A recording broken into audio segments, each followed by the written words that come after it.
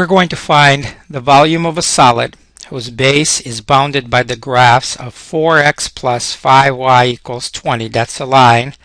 And then the x-axis, the y-axis, and cross sections of the solid perpendicular to x-axis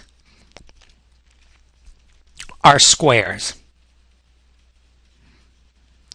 This is not done by the shell method or the washer method because this is not a solid of revolution. We can't obtain this solid by revolving a region about an axis. So what we're going to do is to sketch this region first. The line 4x plus 5y equals 20 can be graphed easily. First you let x be 0, 5y is 20, that means y is going to be 4. And when y is 0, 4x is 20, that means that x will be 5. This is part of the line that we need. It's in the first quadrant. And then we bring in the x-axis and the y-axis. Our base is a triangular region. Now, cross sections perpendicular to the x-axis. So here's what you do. For a given value of x between 0 and 5, we take a cross section that will be perpendicular to the x-axis, will be a square. That means that one of the sides of the square will be in the base, inside the base, perpendicular to the x-axis. It goes up to the line and stops. The other three sides you can just draw. One will be like this, and one side like this, and then the third side will be like that. So this is a cross section. It is supposed to be a square. You can see the closer we get to 5, these squares will be smaller. The closer we get to 0, these squares will be larger. So let's call the area of this square a of x. And so then the volume of this solid will be an integral from 0 to 5. We'll take one of these squares between 0 and 5. Its area times a little bit of thickness that gives us the representative volume for this one piece of the volume around x, and then we add them all up, which is what integral does.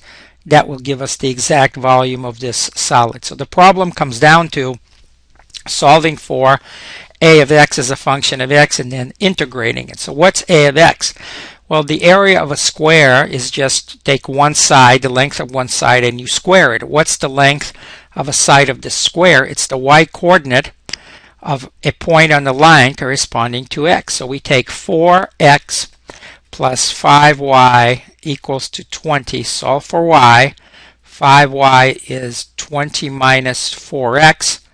Therefore, y is equal to 20 over 5. That's 4 minus 4/5 x. That's the length of one side.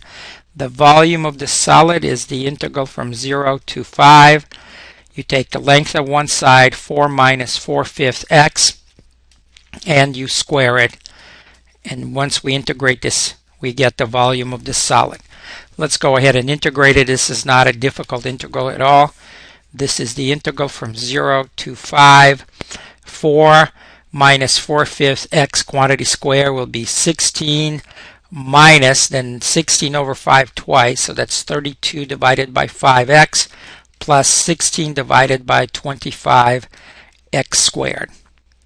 And so then the integral is 16x minus 16 over 5 x squared plus 16 over 75 x cubed. And that's evaluated from 0 to 5.